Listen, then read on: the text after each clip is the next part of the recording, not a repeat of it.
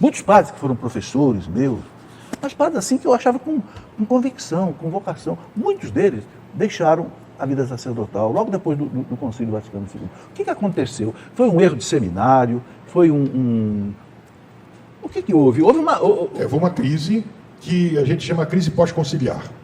Ou seja, muita gente interpretando mal o Concílio Vaticano II achou que ia começar uma nova igreja e aquilo tudo para trás não valeu mais nada. E até o arcebispo falou comigo, olha, no meu tempo de seminário, pós-concílio, todo mundo dizia, vamos sair todo mundo, a igreja vai acabar, vamos embora todo mundo. Então, ele falou assim, não, eu vou ficar, eu quero ser padre. Então houve uma crise de identidade. É verdade que o Paulo VI disse que a fumaça de Satanás entrou na igreja? Exatamente, então, essa fumaça que turvou os olhos de muita gente, porque o pessoal, interessante, esses dias um padre estava me dizendo que ele foi fazer uma palestra para os padres antigos, mais de 60 anos, sobre o concílio. Um padre que é doutor e tudo, ele falou assim, olha, eu peço desculpa porque eu vou falar para os senhores coisas que os senhores devem saber muito melhor que eu. Pois os padres disseram para ele, não senhor, nós não sabemos nada do concílio. Para nós o concílio foi tirar a batina e tirar as imagens da igreja e missa virada para o povo, só isso. É mesmo. Ou seja, um conceito errado do concílio. E daí, em nome do concílio, muita confusão foi feita na igreja. Muito. É aquilo que o Papa Bento XVI dizia, está errado achar que a igreja começou de novo. Não, é toda uma sequência, a igreja é a mesma. A igreja não pode perder a sua identidade, senão ela deixa de ser igreja católica. Ele disse uma coisa muito interessante, logo que ele renunciou, um pouco antes, ou depois, não, que ele renunciou, ele foi fazer uma despedida, acho que do clero de Roma, ele falou uma coisa muito interessante, que houve dois concílios, um concílio da igreja e um concílio da mídia. O concílio da mídia foi que estragou tudo. E aí o que ficou na imagem do povo era o da mídia. Não é? O pessoal tirou as imagens todas da igreja, foi o concílio que mandou, o pessoal parou de rezar o texto. Não, hoje não reza mais o texto, porque o concílio mandou. Pararam de rezar o texto. Queimaram os confessionários. Acabou a bênção do Santíssimo, não tinha mais bênção do Santíssimo. Por quê? Porque o concílio mandou. E é tudo falso. Mas graças a Deus está voltando tudo isso. Graças a Deus, o Bento. Tanto o Papa São João Paulo II, como começou a pôr essas coisas em ordem, como principalmente Bento XVI, que também tinha sido o teólogo dele, né? Graças a Deus, colocou com seu magistério, explicando o que é, o que não é, com muita má interpretação. E muita gente foi vítima, como esses padres que o senhor falou aí, muita gente foi vítima da crise e acabou só sobrando. A igreja já passou por muitas crises, né? Desde o começo, as perseguições, as heresias, e o protestantismo, isso tudo já aconteceu, mas é a igreja mesma. Investidura leiga, teve muita...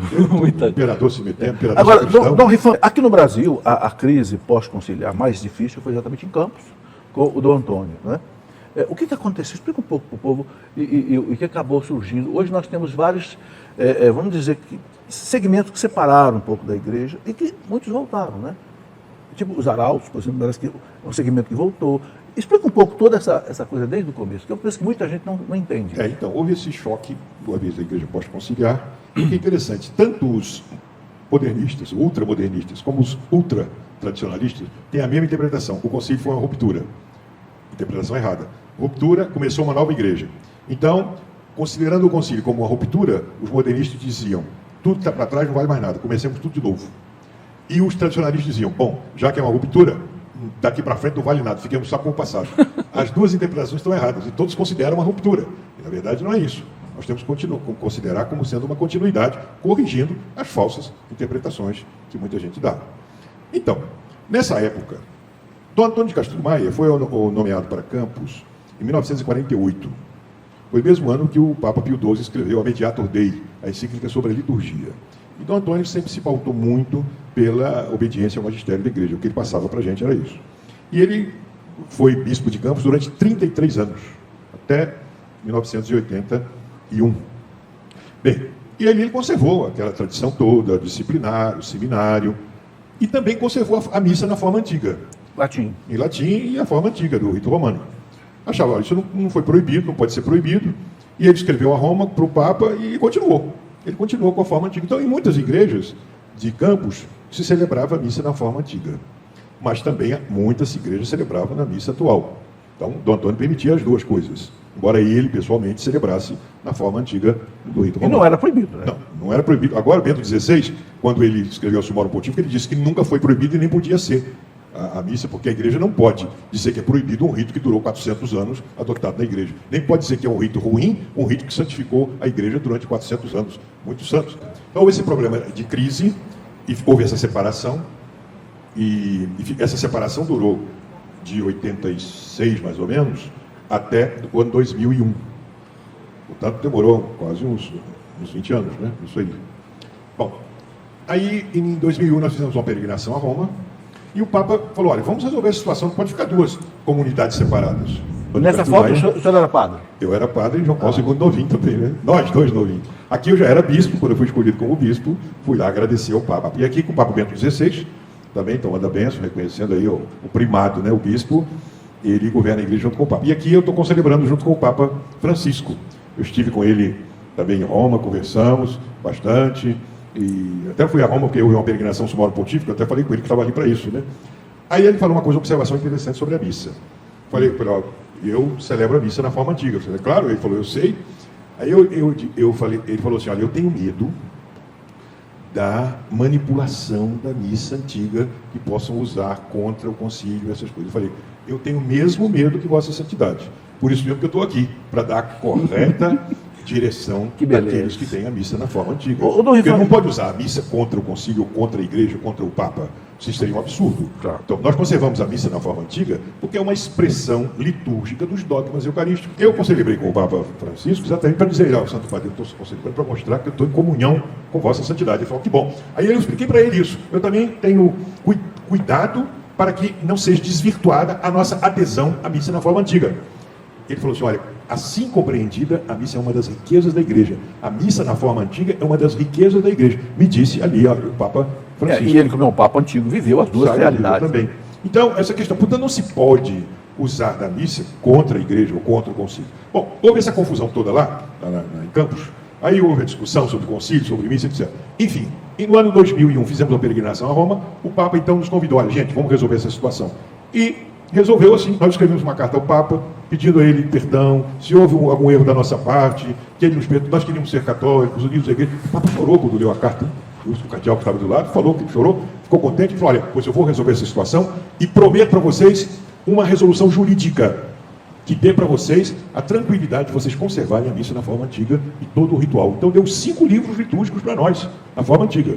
Missal, ritual, pontifical, breviário e martirológico. Então, todos os 5 livros litúrgicos nós conservamos na forma antiga com a concessão que o Papa deu. E para dar uma estabilidade jurídica, ele criou a administração apostólica. O que é isso? É uma circunscrição eclesiástica, no direito canônico, entre muitas outras que existem na igreja. As circunscrições eclesiásticas são dioceses, prelazias, prelazias territoriais, prelazias pessoais, administrações apostólicas territoriais, administrações apostólicas pessoais, e na Igreja Oriental nós temos as eparquias. A administração apostólica em Campos foi criada pelo Papa João Paulo II para todos os católicos daquela região que são ligados à forma antiga do rito romano, para poderem ficar em comunhão com a igreja e conservarem a missa na forma antiga. Foi uma solução salomônica, espetacular, resolveu o problema e a gente vive em perfeita comunhão. Eu me dou muito bem com o bispo diocesano, que é Dom Roberto Francisco Ferreira Paz, meu amigo, meu irmão. Por exemplo, eu gosto dos dois ritos, porque eu fui coroinha na missa em latim. Né? No concílio eu tinha 15 anos de idade, então eu vivi muito tempo a missa antiga, na forma antiga. Eu gosto das duas.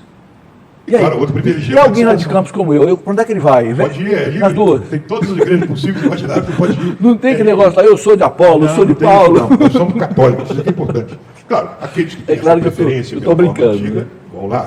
Aqueles que são já ligados à diocese vão lá na outra, sem problema. Então, aí resolver esse problema, a administração apostólica, ela consta de paróquias, cúria, seminário. Nós temos um seminário com quase 50 seminaristas. Tem bastante seminaristas? Bastante seminaristas. Aqueles que geralmente são dali da nossa região, mas os de fora também, que trazem cartas de apresentação do bispo próprio e do pároco próprio e que mostram, não, eu gostaria de também ser padre nessa forma. Também são aceitos. Então tem 10 dioceses fora de Campos, onde os padres da administração celebram também e atendem a esses grupos de fiéis que desejam a missa na forma antiga, e a gente vai formando-os no bom espírito da igreja. Isso é muito importante, foi o que eu prometi ao Papa Francisco, a gente fazer isso, e assim a gente fica tranquilo na igreja, seguindo a doutrina da igreja, conservando a tradição, a disciplina e conservando aquilo, principalmente a doutrina, né? Porque a igreja é una no governo, na doutrina e no culto. Unidade de governo, o Papa e os bispos. Unidade de doutrina, só tem uma doutrina. O catecismo da Igreja Católica não só. De tudo, que é como se usa aqui. Terceiro, a unidade de culto. Só existe um culto prestado a Deus. Existem várias formas litúrgicas. Por exemplo, os ritos orientais são em aramaico, em hebraico, aquelas formas todas. Diferente a forma litúrgica, mas a missa é uma só. É o mesmo sacrifício do Calvário renovado no altar. Então, a igreja tem a sua unidade de culto. Então, essa é a beleza. Nenhum rito católico consegue esgotar toda a riqueza que é a Santa Missa, né? Por isso que sempre vai encontrar algum defeito. Ó, esse rito podia ser desse jeito, ou daquele outro, mas por isso tem essa multiplicidade de ritos na igreja. Dom Rivan, o senhor falou aí também em eparquia. Tenho certeza que muita gente não sabe o que é isso. Eparquia é o rito oriental. Por exemplo, Dom Edgar Madi é bispo maronita de São Paulo, porque os ritos orientais são muitos. O que é maronita? Maronita. Explica essas igrejas católicas orientais. São católicos. Maronita, Melquita, que são os gregos católicos. Em São Paulo também tem São Paulo tem a catedral Melquita, tem a catedral Maronita, tem a catedral Armênia, tem a catedral, e assim vários. São católicos. Todos católicos. Não confundir com os ritos orientais, que são cismáticos. Os ortodoxos. Os ortodoxos. Aí esses são cismáticos, são separados de Roma. Roma está sempre fazendo tudo para que eles voltem, né? Aliás, todos os cismáticos a gente reza para isso. Mas esses aí que eu estou falando são católicos. Somente os maronitas, os melquitas, esses aí são armênios. Esses têm o rito católico. Então são formas orientais, são fundados também pelos apóstolos. Santo André fundou. Quer dizer que a eparquia é como se fosse uma diocese. É uma diocese da Igreja Católica Oriental. Oriental. Segue o rito oriental e é feita para aqueles católicos de rito oriental que querem aquele tipo de missa. Eles vão lá, a missa em árabe ou em aramaico, a consagração em aramaico. Uma vez na CNBB, Dom Edgar Madi celebrou, e eu celebrei com ele, em aramaico. Aí eu tive que ensinar para os bispos, olha, a forma é essa, porque senão não valia a missa, todo mundo tinha que falar a mesma palavra em aramaico. Aí eu damos o texto para cada um e todo mundo recitou, e foi a missa em aramaico, e a consagração, né? É bonito mostrar a igreja tem essa multiplicidade de riquezas litúrgicas. Que beleza, né? Isso aqui é bom, e todas elas dirigidas na mesma direção para Deus. Isso E o católico não tem achismo, né? Eu acho que é assim, eu não. acho que não. O católico segue o experiência. O magistério da igreja. É o evangelho, né? Pronto. É o evangelho, exatamente. O que a igreja tem a dizer sobre isso? O grande mal é a ignorância religiosa. É verdade. E entre os católicos, a pessoa ignorante não sabe o que quer dizer as coisas e não sabe o que a igreja ensina. E fica, às vezes, ouvindo acusações à igreja e não lê o que está no catecismo, aquilo que a igreja ensinou. Ah, mas a igreja teve uma porção de problema. Teve, e tem até hoje. Não é como dizia o Fulton Sheen, não é? Teve problemas muito piores do que hoje, né? Quem conhece a história da igreja sabe que a igreja... Defeito, gente. Já teve... Tem muitos cristãos que são ruins, não tem? Nós, por exemplo, estamos aqui, né? Tem muitos cristãos que são ruins. Já teve bispo ruim, papa ruim. Como dizer, São Pedro, por exemplo. Por que Jesus escolheu São Pedro? Porque ele é exatamente a figura da igreja. Um homem bronco, um homem ignorante, um homem que aconselhou Jesus a não ir para o Calvário, um homem que depois negou Jesus. Mas esse homem é a pedra. Esse que Jesus escolheu para ser a pedra. Ele amava para mostrar Jesus. Que ele amava Jesus, ele era sincero e que a pedra é Jesus que sustenta essa pedra. Portanto, por isso que eu sempre digo, eu até escrevi um artigo sobre isso. Se houvesse um conclave hoje, Pedro não teria a menor chance de ser eleito Papa. Não, ninguém ia votar nele. Não votar daquele jeito. E Jesus escolheu esse. Então, a igreja é divina. Eu fico impressionado, depois de Pedro ter negado Jesus 3 vezes, na hora que Jesus mais precisou dele, Jesus mantê-lo como Papa. Exatamente, o confirmou. É realmente chocante. Apacenta as minhas ovelhas, apacenta as minhas ovelhas. Chocante. É a igreja divina. Você tem que dar graças a Deus que você é católico. A igreja divina. Com todos esses problemas que já teve. Nenhuma outra religião pode dizer isso. Ah, mas a igreja teve problema na Idade Média. Teve. E daí? Foi quem? Foi o protestante? Não, porque eles não existiam. Foi a igreja católica, era que existia desse tempo todo. Então, claro, a barca de São Pedro não vai afundar nunca. Ela conta com a presença de Nosso Senhor e com a garantia de nunca falir. Banco pode falir, empresa pode falir, a igreja não vai falir, é infalível. Dom Rifan, uma coisa impressionante em Jesus é que ele só trabalhou com gente humilde. Porque no tempo dele tinha filósofos, tinha generais, tinha os Sênecas da vida, os Sócrates da vida, mas escolheu para pai um carpinteiro. Escolheu para mãe uma mulher lá do fim do mundo, né? Né? E ele nasceu os apóstolos também. Numa gruta. Isso tem tudo a ver com o mistério da redenção. Claro. Não somos nós que fazemos nada. Virtude cristã por excelência, junto com amor, é humildade. Se você começa a achar que você vale alguma coisa, você está tomando o lugar de Deus. E a ele que pertence a honra e a glória de Jesus vai ensinar isso. Porque o pecado de Adão e Eva não foi vontade de comer maçã nenhuma, foi pecado de desobediência, porque eu quero sereis como deuses. Você que vai ser o juiz do bem e do mal. Né? Orgulho, pecado de orgulho. Por isso que o novo Adão começou ensinando a humildade. E ele ficou dos 33 anos que Jesus viveu aqui, 30 anos ele passou na sua vida oculta. Alguém poderia perguntar, mas por que ele só 3 anos só evangelizando e 30 anos, o que ele ficou fazendo esses 30 anos? Ficou fazendo, naquela capitania, o caixão para sepultar nosso orgulho. É isso que ele ficou fazendo ali. 30 anos para isso. 3 anos para ensinar todas as virtudes e 30 para ensinar a humildade.